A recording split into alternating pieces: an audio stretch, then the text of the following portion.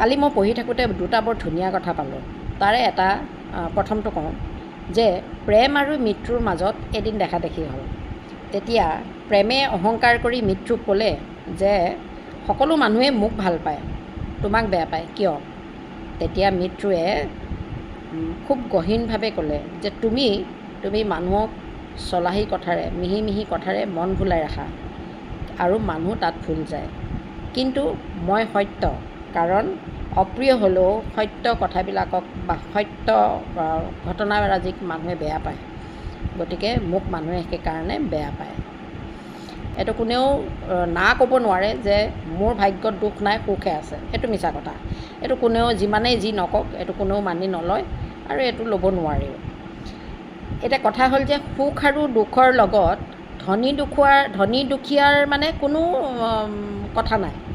ধনী হ'ল বুলি যে তেওঁৰ জীৱনত দুখ নাথাকিব, দুখীয়া হ'ল বুলি যে তেওঁৰ জীৱনত সুখ নাথাকিব, সেইটো কোনো কথা নাই।